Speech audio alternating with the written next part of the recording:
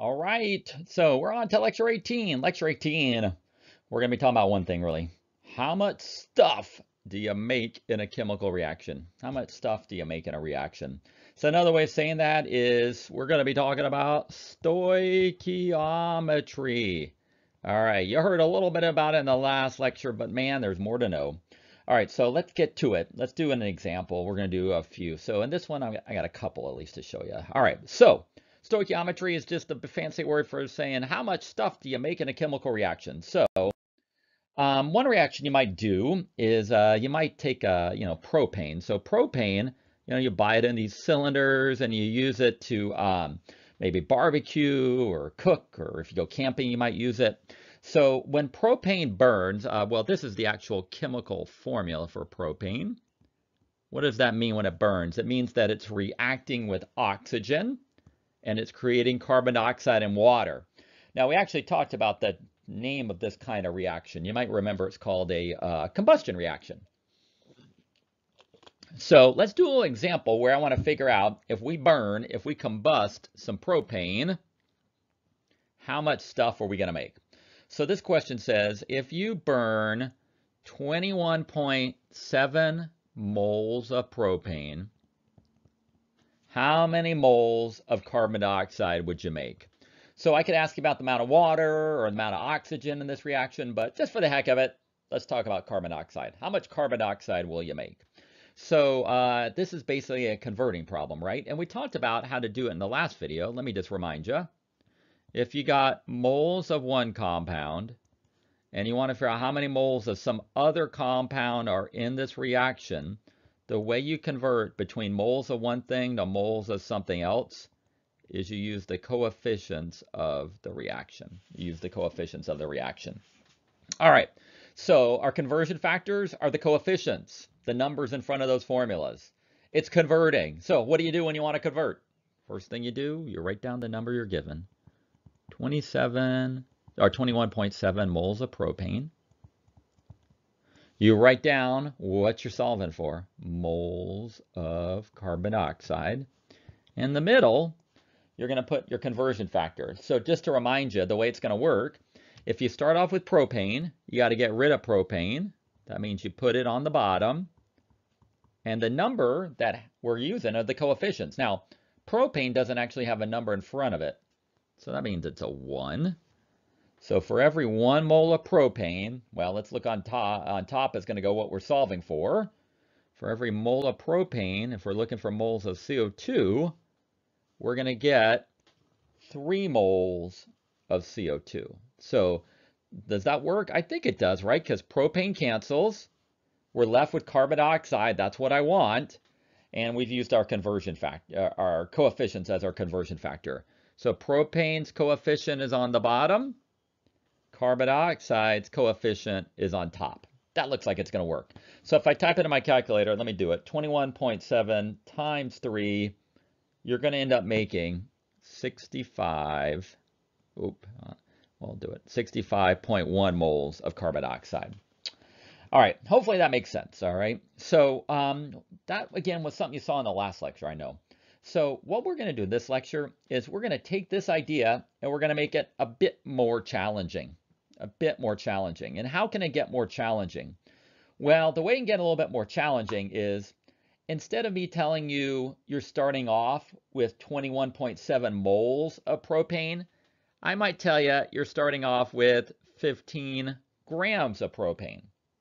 And I might say, yeah, tell me how much carbon dioxide you're going to make, but don't tell me how many moles of carbon dioxide you're going to make.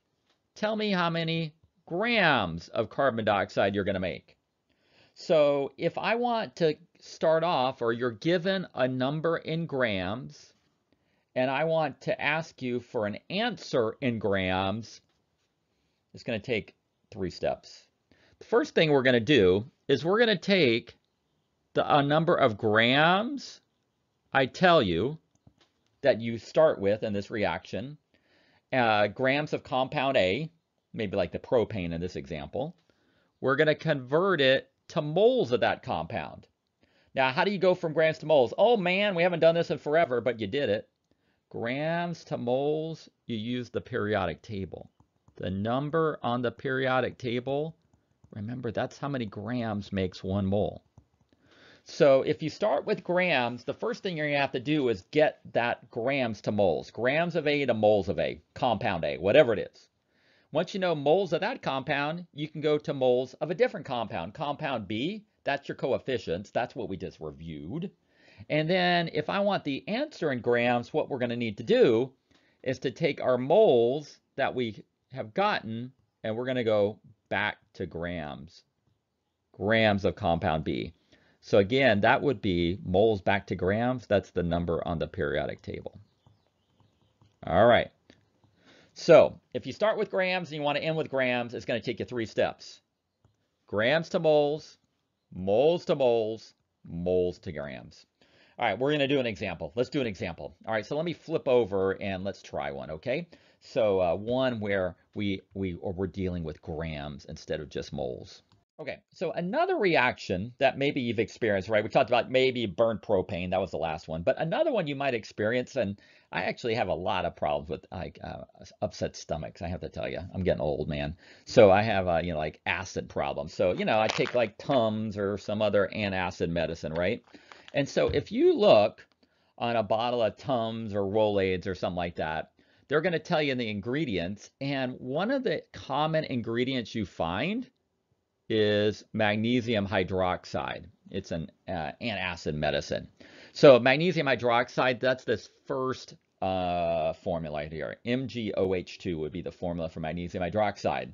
And what happens when you eat one of these antacid tablets is it goes down into your tummy, and in your tummy, your stomach actually contains hydrochloric acid. So this is stomach acid, really. Now, when the two get together, a chemical reaction happens. And in fact, it's a kind of reaction that we've talked about. What kind of reaction is this? What kind of reaction are you looking at? Oh, I hope you remember. It is an acid-base reaction, right? So this would be an example of an acid-base reaction. So in an acid-base reaction, we create water. And then you create, in this case, you recreate another product, magnesium chloride. So as far as that goes, well, the reason why you feel better if you have an upset stomach is that this stuff is reacting with some of your stomach acid and it's using up some of it. So when you're done with taking the tablet, the amount of acid in your stomach goes down and maybe you feel a little better. So these tablets basically react with the acid in your stomach. All right. So let's do a little math example with this.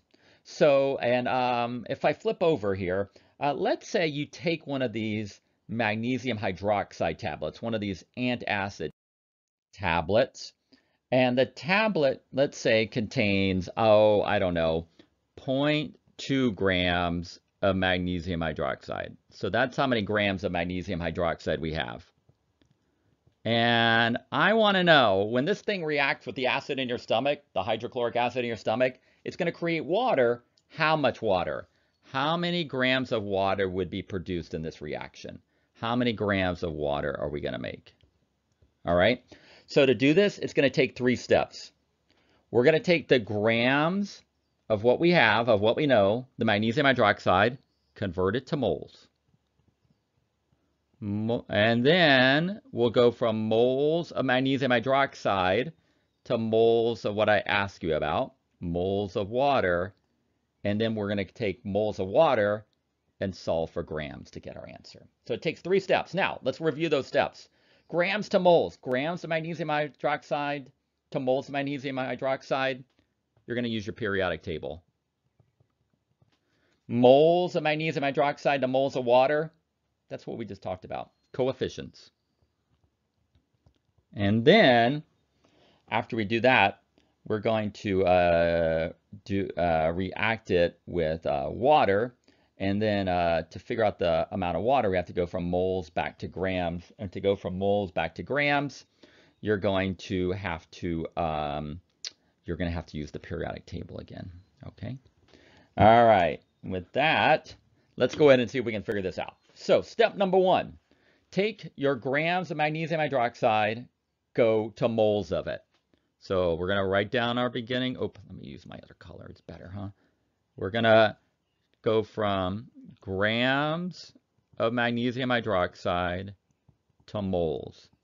So the way we do that specifically is we have to add up the numbers off the periodic table.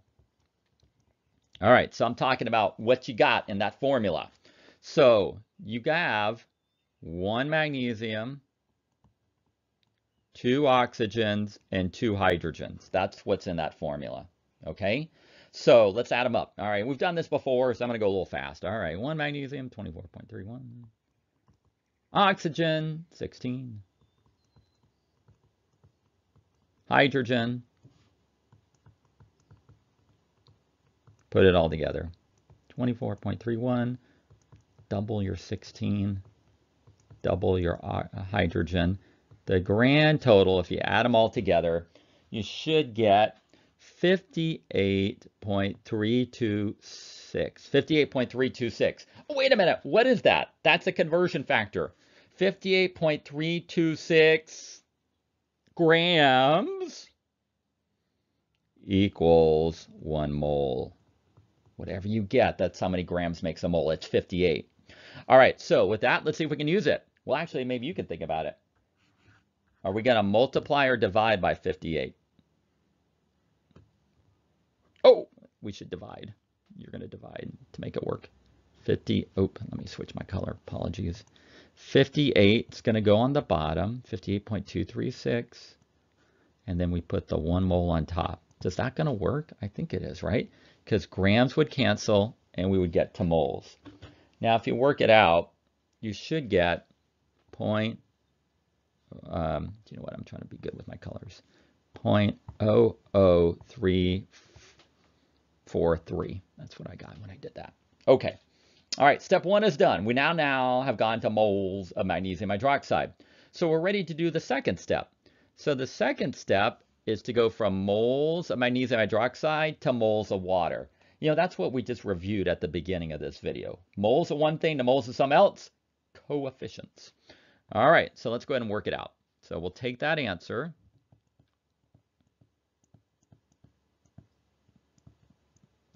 And then we're going to go to moles of water. Why water? Because I'm asking you to solve for water. All right. So how are we going to do that? Well, the way we're going to do that is, well, let's look at what we got. We got magnesium hydroxide. So if you have magnesium hydroxide and you want it to cancel, where do you put it? You put it on the bottom, and you don't see a coefficient in front of magnesium hydroxide, do you? But so what does that mean the coefficient is? It's a 1, right? So we're going to put magnesium hydroxide on the bottom and its coefficient, which is a 1. And then we're going to put what we're solving for on top. Now, what are we solving for again? Water. I wanted you to solve for water. Why? Because I felt like it.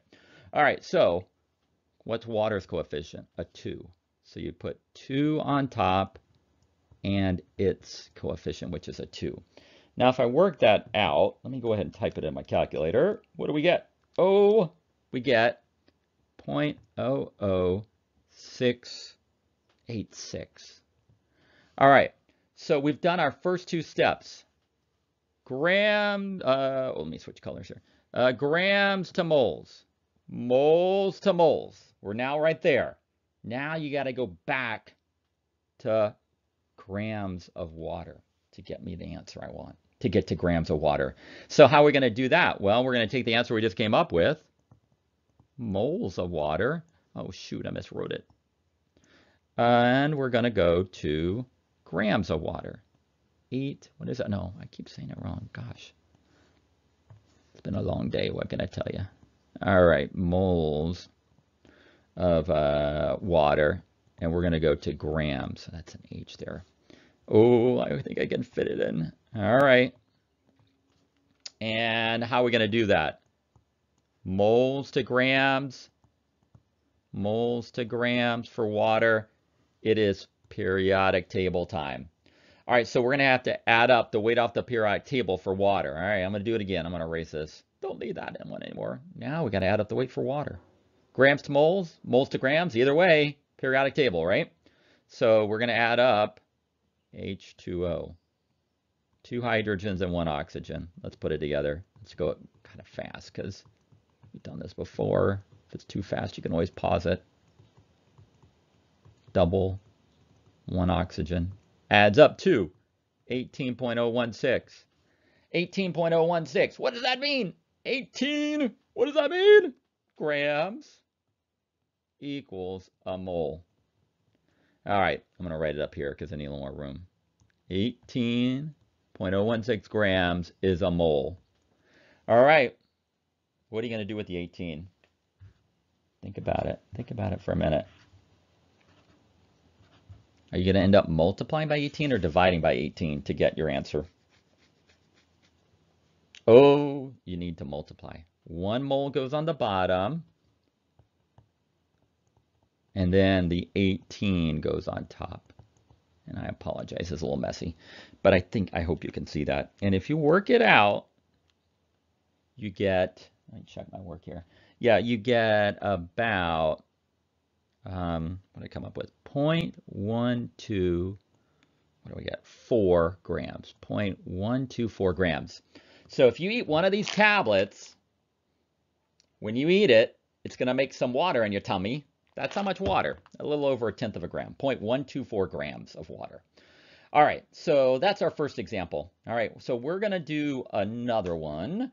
And let's see, we've been going for a while, 16 minutes. Let's take a little break, and I think I'll put the next one in part B. All right, so I'm going to show you another one. If you're not so sure, stay tuned for part B. We'll do one that's kind of similar. All right, let's get to that in a minute.